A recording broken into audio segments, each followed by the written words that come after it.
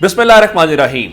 लाखों करोड़ों दुरूदो सलाम मोहम्मद मुस्तफ़ा सल्लल्लाहु अलैहि वसल्लम और आले मोहम्मद पर। मैं हूं उमर दराज गोंदल। दो बड़ी खबरें आपको देंगे और ये दोनों खबरें पाकिस्तान तहरीक इंसाफ के लिए अच्छी खबरें हैं या पाकिस्तान तहरीक इंसाफ के लिए कम से कम एक मौका ज़रूर है।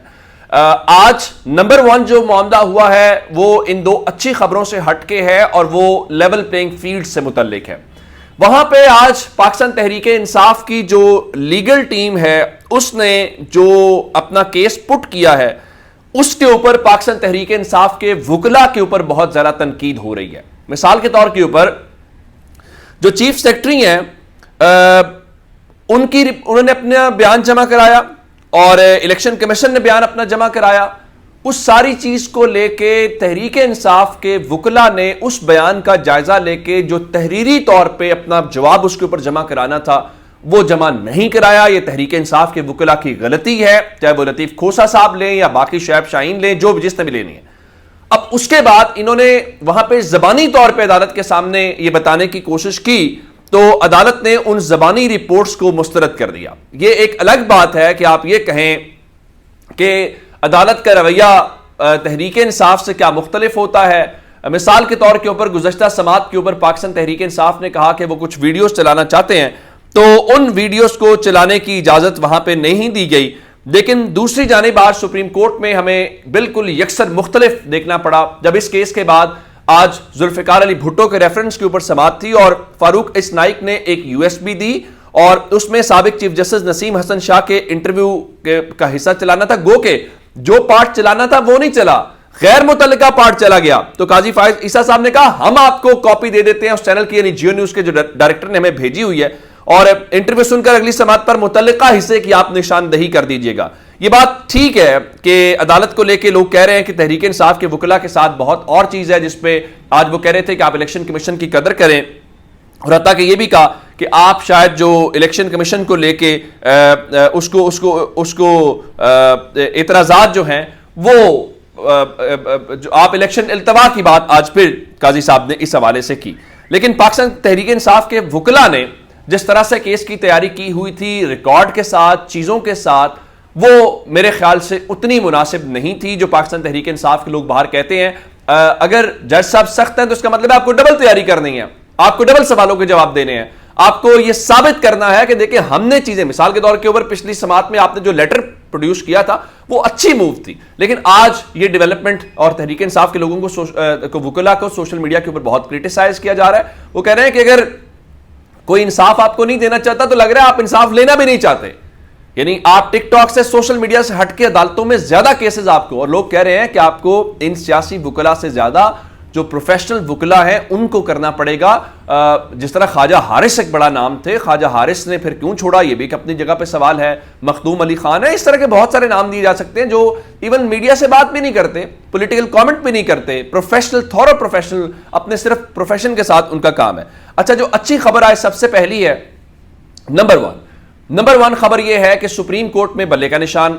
अब उसके ऊपर मैंने आपको बताया था कि हामिद खान की और बैरिस्टर गौहर की मुलाकात हुई और उसके बाद उन्होंने कहा कि हम कल उसको समात के लिए मुकर्रर कर देंगे। अब अदालत ने आज कह भी दिया कि कल आपकी समात के लिए मुकर्रर हो जाएगी, लेकिन उसके बाद एक और तब्दीली हुई और हामिद खान साहब ने यह बताया कि आप इसको जो है कल न लगाएं 9 तारीख को, बल्कि आप इसको 10 तारीख को बुध वाले दिन लगाएं। अब उसकी क्या वजह थी? उन्होंने कहा कल पेशावर का जो डिवीजनल बेंच है वो सुनेगा तो आप उसके बाद लगाएं। तो अदालत ने इस सिलसिले में पाकिस्तान तहरीक इंसाफ की ये इस्तदा मंजूर कर ली बल्ले के इंतखाबी निशान को लेके कि ठीक है हम परसों इसको समात के लिए मुकर्रर कर देते हैं। अच्छा, ये हो गया। उसके बाद दूसरी खबर जो इंपॉर्टेंट थी वो पेशावर हाई कोर्ट से इंपॉर्टेंट खबर है, क्योंकि पेशावर हाई कोर्ट ने के हवाले से जो बल्ले के निशान की वापसी है, उनके सिंगल बेंच ने एक ने बल्ले का निशान बहाल किया, दूसरे सिंगल बेंच ने उसको मुअत्तल कर दिया। तो ये तय हुआ था कि फाइनल आर्गूमेंट जो है वो होगा उसमें डिविजनल बेंच में, 2 रुकनी बेंच में। अब चूंकि कल 9 तारीख है और टाइम बहुत कम है, 13 तारीख तक इंतखाबी निशान का जो मामला है वो आपने हल करना है और आपने टिकट्स चुके वहां पे जमा कराने इलेक्शन कमीशन में। अदरवाइज पाकिस्तान तहरीक इंसाफ के लिए बहुत मसाइल हो जाएंगे, रिजर्व सीटें उनसे निकल जाएंगी, उनके उम्मीदवार आजाद तस्वुर किए जाएंगे, फिर उनका वोट तकसीम होगा। देखें ना, اگر تحریک انصاف بلے کا نشان ہی نہ ہو اور آپ جو ہے وہ آزاد حیثیت میں جائیں تو ہر آدمی یہ کلیم کرے گا کہ میں تحریک انصاف کے ساتھ ہوں, مجھے عمران خان کا ووٹ دیں. تو اس طرح سے پاکستان تحریک انصاف کا جو ووٹ ہے وہ ڈیوائیڈ ہو سکتا ہے. اب اس ساری صورتحال میں رائٹ نو امپورٹنٹ چیز یہ ہے کہ پاکستان تحریک انصاف کا انٹرا پارٹی انتخابات کو کالعدم قرار دینے اور جو انتخابی نشان والا معاملہ ہے اس کو لے کے پشاور ہائی کورٹ نے تحریک انصاف کی درخواست کو کل سماعت کے لیے مقرر کر دیا ہے. اور جو اب تک صورتحال ہے وہ یہ ہے کہ 2 رکنی جو ڈویژنل بینچ ہے جو جسٹس اعجاز انور صاحب اور جسٹس ارشد علی پر مشتمل ہے وہ اب اس کیس کی سماعت کل کرے گا. تو اب دیکھنا یہ ہے کہ کل پاکستان تحریک انصاف جو ہے ان کے کیس کو لے کے کیا صورتحال بنتی ہے اور پاکستان تحریک انصاف کیا اس میں کامیاب ہو پاتی ہے, کل ان کو ریلیف مل پاتا ہے, یا پھر ایک اور صورتحال یہ بھی ہو سکتی ہے کہ جو الیکشن کمیشن ہے وہ اس کو کھینچے اور اس طرح سے کھینچے کہ جس کو آپ یہ کہیں کہ یہ تاریخ یا دن نکالنے کی کوشش کریں. اب یہ تحریک انصاف کی لیگل ٹیم کا ایک بہت بڑا امتحان ہوگا کہ وہ اس سچویشن کو کس طریقے سے کرتے ہیں. اچھا, ایک خبر میں آپ کو اور دینا چاہتا ہوں, اور یہ الیکشن سے بھاگ کیوں رہے ہیں. الیکشن سے بھاگنے کے متعلق آپ کو خبر دینا چاہتا ہوں کہ فضل الرحمان کہہ رہے ہیں جی موسم کی شدت ہے, امن و امان ٹھیک نہیں ہے. تو میں فضل الرحمان کے حوالے سے آپ کو خبر دے دیتا ہوں, آپ اس سے اندازہ لگا لیجئے گا. خبر یہ ہے کہ علی امین گنڈا پور جو ہیں ڈیرہ اسماعیل خان والے, وہ بڑے بڑے بال جن کے ہیں, ان کے تمام حلقوں سے جو کاغذات نامزدگی ہیں وہ منظور کر لیے گئے ہیں. اگر تمام حلقوں سے ان کے کاغذات نامزدگی منظور ہو گئے ہیں تو اس کا مطلب یہ ہے کہ دما دم مست قلندر شروع ہونے والا ہے. اور اب میرا خیال ہے کہ فضل الرحمان صاحب بالکل یہ کہیں گے کہ وہ الیکشن نہیں ہونا چاہیے, لیکن تحریک انصاف کسی بھی سچویشن کے لیے تیار ہے. بلے کا نشان ہوتا ہے نہیں ہوتا. آج بیرسٹر علی ظفر یہ بتا رہے تھے اور یہ بیرسٹر گوہر نے بھی پہلے بتایا ہے کہ ٹکٹس کے معاملے کے اوپر پاکستان تحریک انصاف نے اپنا مشاورتی عمل مکمل کر لیا ہے اور بیرسٹر گوہر کے مطابق 99% جو ٹکٹس ہیں وہ فائنل ہو گئے ہیں. وہ کنفرم کر لیا گیا ہے کہ کون شخص جو ہے وہ کس حلقے سے قومی اسمبلی یا صوبائی اسمبلی کے اوپر الیکشن لڑ رہا ہے. 1-2 سیٹیں ہیں اور 1-2 سیٹوں کو لے کے بتایا گیا ہے کہ وہاں پہ تھوڑی سی ہے اور وہ بھی کلیئر کر لیا جائے گا. اچھا, ایک بات انہوں نے بڑی دلچسپ بات کی ہے کہ جو شیخ رشید کا حلقہ ہے وہاں پہ بھی پاکستان تحریک انصاف اپنا امیدوار کھڑا کرے گی. گو کہ شیخ رشید صاحب اب سے تھوڑی دیر پہلے ورکرز کنونشن سے خطاب کر رہے تھے, نام تو نہیں لیا, کہہ رہے تھے ایک شخص کی دوستی کی خاطر انہوں نے 40 دن کا چلہ کاٹا ہے اور اللہ نے ہمت دی. ان کا 72 سال کی عمر میں چلہ کاٹنے کی ہمت نہیں تھی. 8 فروری کو ووٹ دیں. اب ظاہر ہے وہ چلہ کاٹنے والی جو بات ہے وہ عمران خان سے ریلیونٹ ہے یا عمران خان سے متعلق وہ کہہ رہے ہیں. اب دیکھنا یہ ہے کہ شیخ صاحب یہ جو بات عمران خان سے متعلق کہہ کے لوگوں سے ووٹ مانگ رہے ہیں, کیا لوگ ان کو ووٹ دے پاتے ہیں یا ان کو ووٹ نہیں دیتے, یہ اصل میں بڑا اہم معاملہ ہوگا.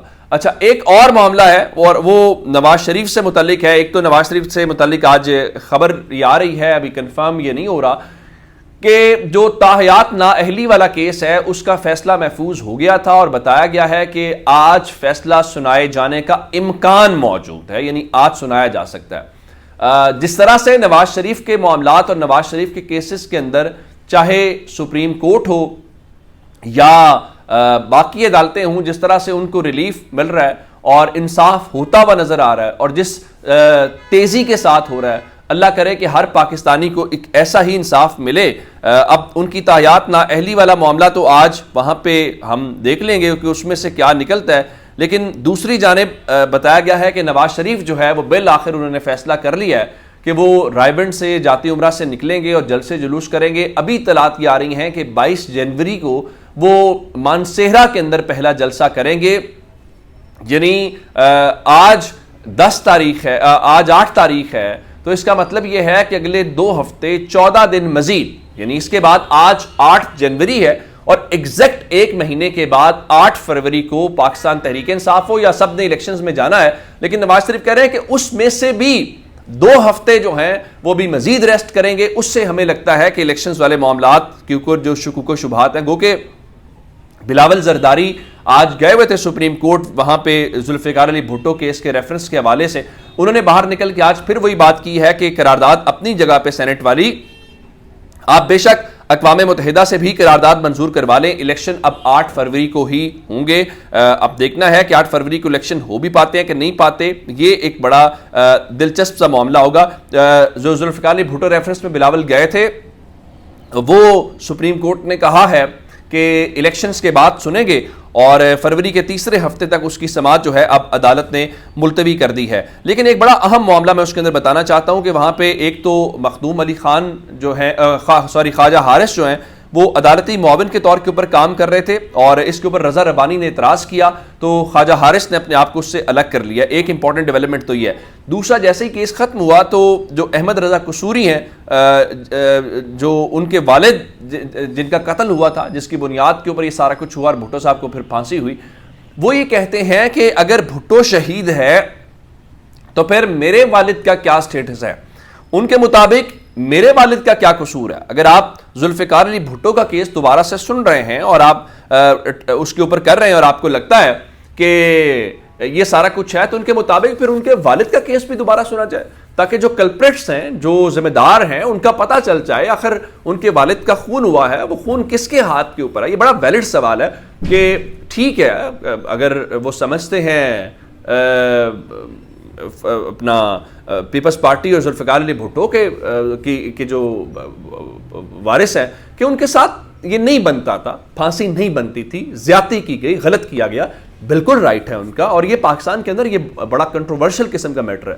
لیکن یہ بھی بات ٹھیک ہے جو قصوری صاحب کہہ رہے ہیں کہ ان کے والد کا بھی معاملہ دوسری بار سنا جائے اور دوبارہ سنا جائے، تاکہ یہاں پہ بھی کلیئرٹی آ پائے کہ بھائی یہ کس نے کیا ہے، کون اس کا ذمہ دار ہے۔ ایک سپریم کورٹ میں اور ڈیولپمنٹ اس وقت ہو رہی ہے، وہ جسٹس مظاہر علی اکبر نقوی کی جو آئینی درخواستیں ہیں وہ زیر سماعت ہے۔ اس کے اوپر 3 رکنی بینچ بنا ہوا ہے، جس میں جسٹس امین الدین خان ہے، جسٹس جمال خان بندوخیل ہے، جسٹس مسرت ہلالی صاحب ہیں۔